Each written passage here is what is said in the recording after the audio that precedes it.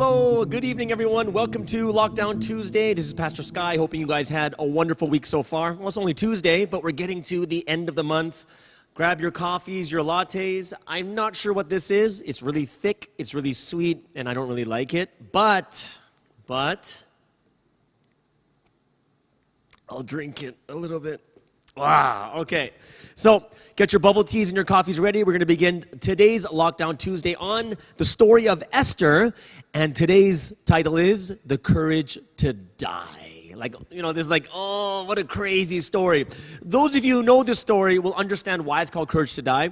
But like we do every single week, we're going to take a look at a Bible story, and we're going to see how relevant it is to your life. We're going to make it fun, we're going to make it interesting, and we want to make sure that everyone here understands that this story of Esther is not just talking about her in the Bible, but it's talking about you in the internet world right now. So let's get into the story of Esther. Now, the story of Esther is a tale of two queens, okay? So in this situation, what happens is the king has a party. And it's not just any party. This party is 7 days, okay? So that's a wild party. 7 days of partying, and on the last day, what does he do? He calls his queen because she's so beautiful, and he says, "Queen, come show yourself how beautiful you are to all the guests." At that time, Queen Vashti is her name. She says, "No, I'm not going." And what happens is she doesn't go. King gets furious. He's like, he's drunk and he's like, he's having too much fun. But he gets embarrassed in front of all of his friends and all these people who came to see him. So what happens next? Basically, she embarrasses the king in front of everyone. And then he says, "You are no longer the queen." And deposes her and banishes her. So what happens next? It's the search for a new queen. Now, back in those days, the king had a harem, like a bunch of concubines, plus on top of it, he had the queen. Now, what they suggested to the king is make like some beauty pageant. And in this beauty pageant, find the most beautiful girls. And if you find a queen, you find a queen. And this is where Esther comes into the picture. So Esther is this common girl. She's Jewish. She's from Israel. And she's nothing special. But they said she had a nice figure and she was beautiful. And what ends up happening is she not only wins and goes into the harem, but the king loves her so much, so smitten by her, he makes her queen. So now this common girl becomes queen of this Persian empire. Now, the next thing that happens is, in every story, there's always this wicked person, right? Every Disney movie you watch, it almost feels like a Disney movie, right? So this wicked person comes in, and there's a guy, his name is Haman. His name is Haman, okay? Evil, wicked, power-hungry Haman. Now, he became second in command. So it was king and then Haman. And because he's so power-hungry, what he did was he made everyone bow down to him. That's how hungry he was for power. But it was Esther's uncle. Esther's uncle refused, and it's because of his religion. Because he believes in God, he doesn't bow down to any of the gods, so he doesn't bow down to Haman. Haman, furious. So he comes up with this plan, right? This plot. And what does he do? He actually plans to kill every single Jew. So what he does, he rolls a dice to see what day all the Jews are going to die. And it was like 10, 11 months later, but there was a day of reckoning where every Jew would die and all their possessions would be stolen. And the people in Persia were all allowed to just kill them and take their things. Now, when Esther's uncle hears about this, he's freaking out. But Esther hasn't heard anything yet. So what happens here is Esther's uncle goes to her and says, "Hey, did you hear what happened?" She's like, what do you mean? I have no idea what's happening. He's like, "Look, they're going to kill all of us." And she's like, "What? Are you kidding me? Is this real?" And he's like, "Yeah, what are you going to do?" And then he convinces her. The uncle says, "I believe you were put in this position for this very reason." Now, can you imagine this? Because you know what the next thing that happens is the realization is there's a huge dilemma. The realization is the rule at that time is if you go in front of the king uninvited, you could die. If you just come unannounced and wanting to meet the king, you can die. So, not just anyone can go in front of him. So she's like, hey, uncle, you know that if I go to him uninvited, I could die. And what's even crazier, I'm the queen and he hasn't called me in 30 days. You want me to risk my life? And he says, yes. And she's like, okay, what do we got to do? 3 days. We got to fast, we got to pray, and then after the fast and prayer, I'm going to get my courage and put my life on the line and I'm going to do it. And that's what happened. She comes before the king, uninvited. And the king, the king is sitting at his throne, all of a sudden, uninvited guest. So everyone's kind of like, oh, what is this? And it's the queen. And here's the thing that's kind of crazy. It's kind of a similar situation to Queen Vashti, right? The king wants you when he wants you. And when Queen Vashti didn't come when he called, she's gone. She was banished. Like, the king likes order. The king likes it when he wants you to be there, when he calls you.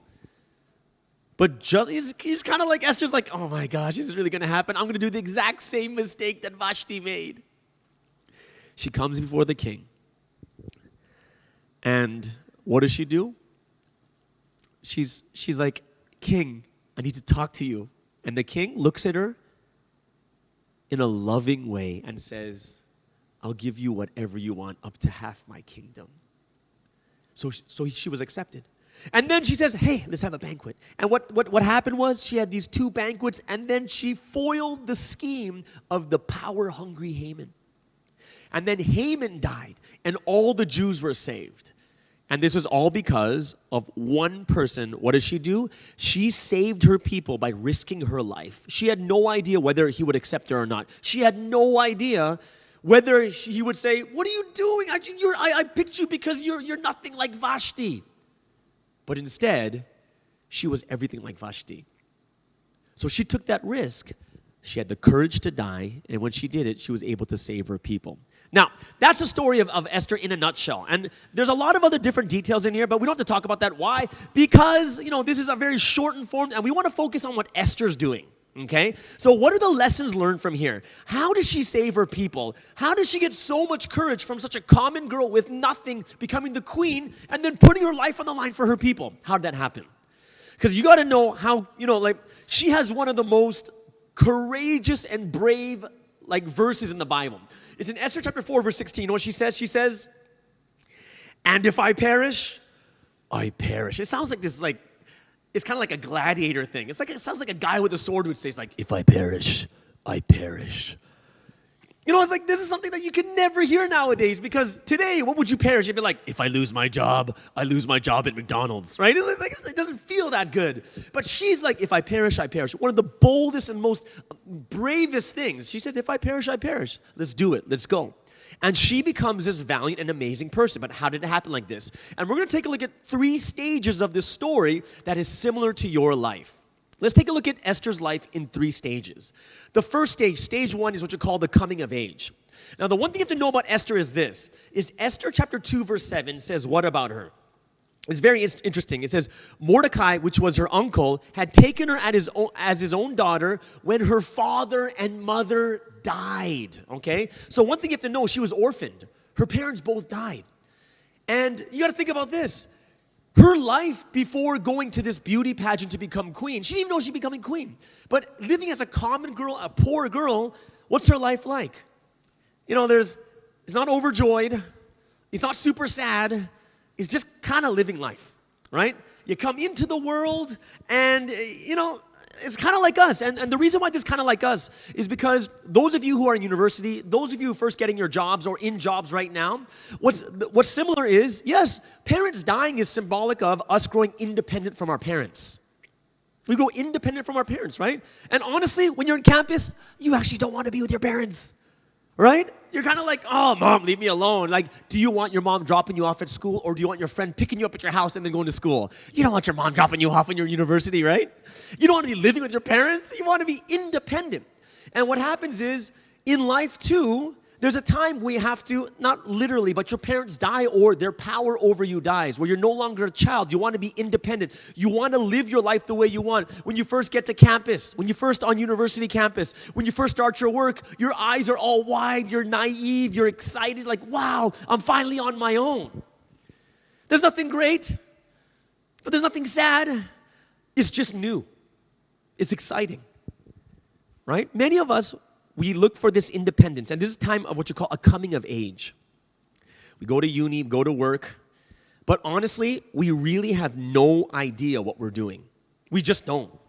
And think about this, if you are on campus or you just graduated, even if you graduate with a business degree, you really have no idea what you want to do. You don't. You remember, I'm sure all of you who just graduated or remember that last year university, when it's scary. It's supposed to be exciting because you graduate and you get to go into the world, but you're actually scared and nervous because you don't know what to do. What career, what job? It's a coming of age. You begin to become independent. And that leads to the second stage. And the second stage is we get into the world, and what are we looking for? We're looking for opportunity. This is when opportunity comes. And for Esther at this time, what is happening? She is taken as one of the people into the king's beauty pageant to become a queen. That's opportunity. And you know what the crazy part is? If you look at Esther chapter 2, verse 15, she doesn't know what to do. Why? If you even look at the verse, Esther 2:15, it says, when the turn came for Esther, so Esther's time to meet the king, okay? She asked for nothing other than what Haggai, the king's eunuch who was in charge of the harem, suggested. She had no idea what to do. She's like, oh, I'll do whatever you say. Oh, yeah, I'll do it. And what happens is because she listened and because she learned, Esther won the favor of everyone who saw her. Why? She was a great listener. She listened and she learned, right? If you look at the situation, the reason why she was successful and the reason why a lot of us become successful when the opportunity comes to get a job, your first class, your first year in university. Do you know why? It's because we're so naive. We're so no knowledge in our hands of how to be independent. All we do is we follow exactly what to do, right? Remember your first year of university? You do everything. You go to class on time, right? You don't miss class. You don't think about skipping class. You do all your homework. And for the first 2 months, you're just really on top of it. When you get your first job, what happens? Same thing. You're never late. You always do your work. You don't fall asleep. You get excited to wake up in the morning and you wake up an hour and a half early because you're excited to go to work. And you just listen and you do everything that's right. She wins because she listens and she learns. You see, in life too, whenever we begin anything, the very first thing we need to do is just like what Esther does is you have to listen and learn. And that's at the starting of life, right? When we start something new, it's the listening and learning that becomes really important for us to become successful in that first stage of life. Those who listen and learn, what happens? Well, those who listen and learn are the ones that wake up early, that are not late, that that they wear the nice clothes. They make sure the laundry's all done. They don't go out late at night. They don't just hang out with their friends for no reason. They save their money. Why? Because they're listening and learning in the very beginning, and a lot of us do that in the beginning. And this is when it gets very interesting because it leads to stage 3, and this is the last stage that I want to talk about today, which is the most important one, is the courage to die. This is when the stage 3 is a really important one because it's do or die. It's basically, you're either going to go one way or the other. So what happened to Esther is, stage 3 is a time where she has to take control of her own life. She's confronted with a huge dilemma. It's not just a dilemma. This is death if it goes wrong. This is what you call life-changing decision. It could be for us, you changing your job. For us, it could be breaking up with your boyfriend or girlfriend. For us, it could be changing friends because they're toxic. For us, it could be going back to school because you want to get a different job.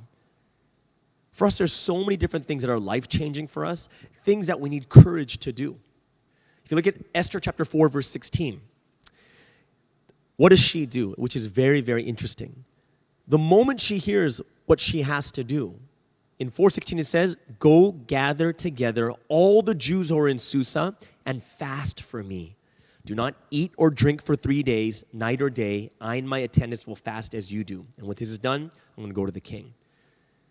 She didn't do things hastily, but she actually took a step back and she gave herself time to really focus and think about it, right? And the people who were her support group, The people who were the ones that loved her and the people that were her friends, they did it together with her.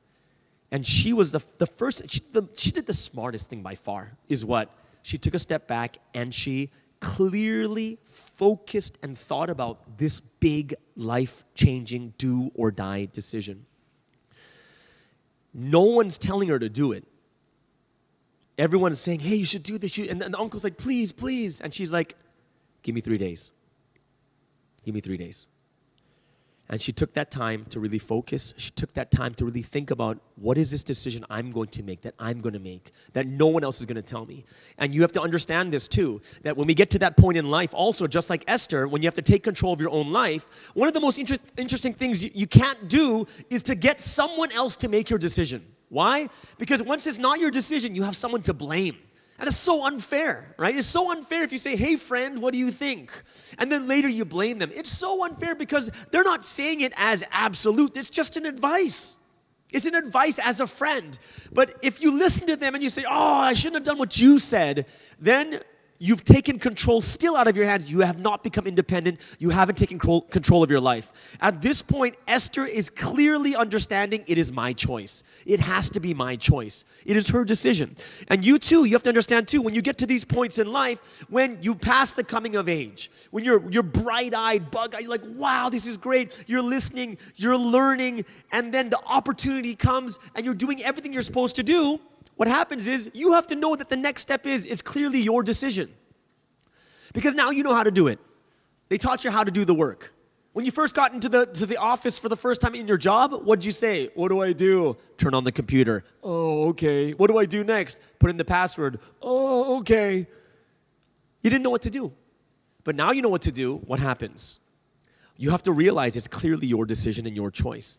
It's your life. It's your dreams, it's your visions. You can't let anyone else make that decision for you. And this is why Esther took 3 days. And it's not just 3 days of just like, and then Esther went back to the palace and she sat there eating her Cheetos and chips and coffee and cookies, just thinking about it to herself, what should I do? What should I do with my life? No, she fasted and she prayed, which means she was absolutely focused.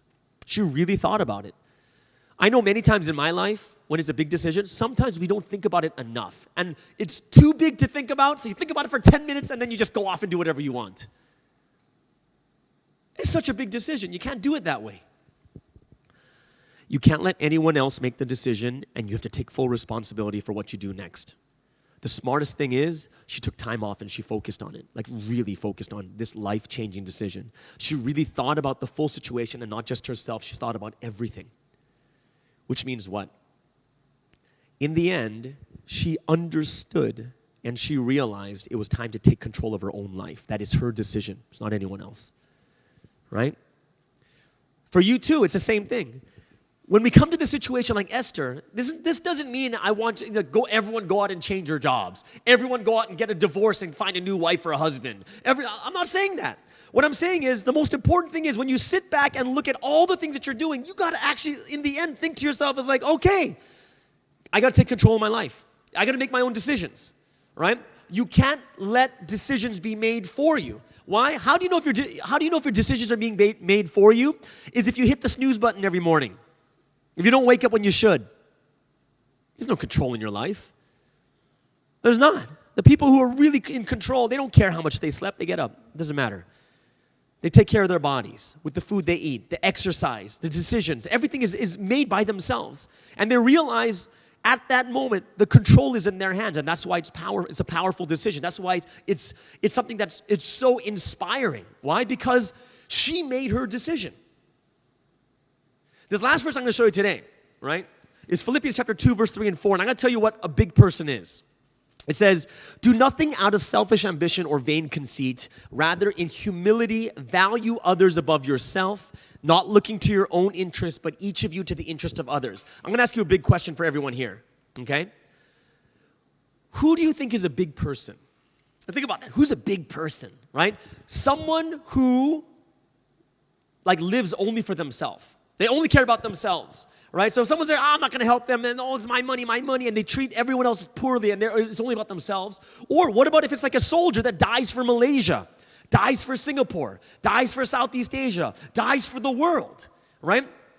Who do you actually think is a hero? Is the hero the person that thinks only about themselves?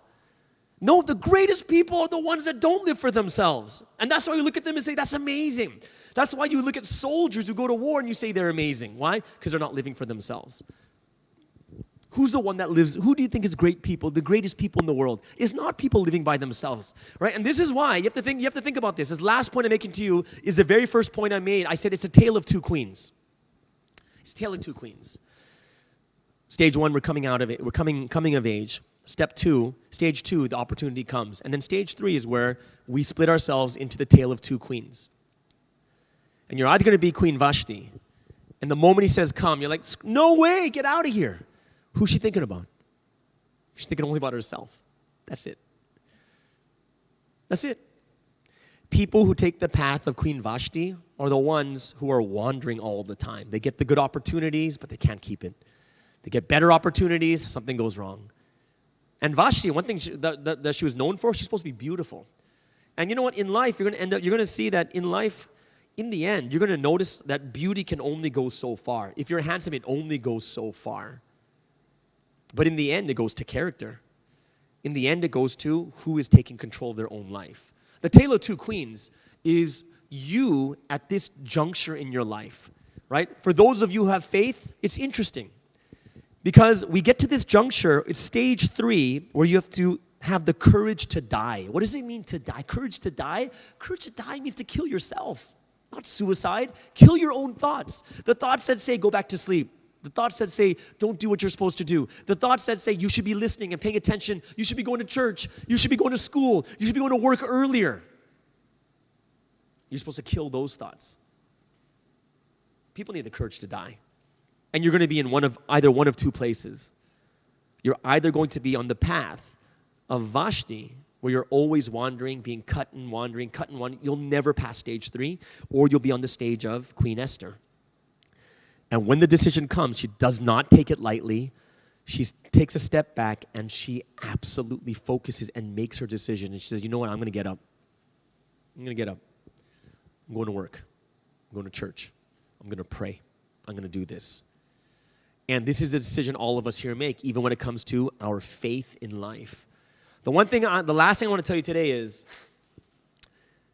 have you been living a life of faith where you're just basically doing what everyone else tells you to do in faith? This is why it's boring, and this is why you don't grow. You just don't, because you just listen to what other people say. The people that grow are the ones that take control and say, I want to pray. I want to read the word. I want to study. I want to do this. And these are the people that actually get to really experience God.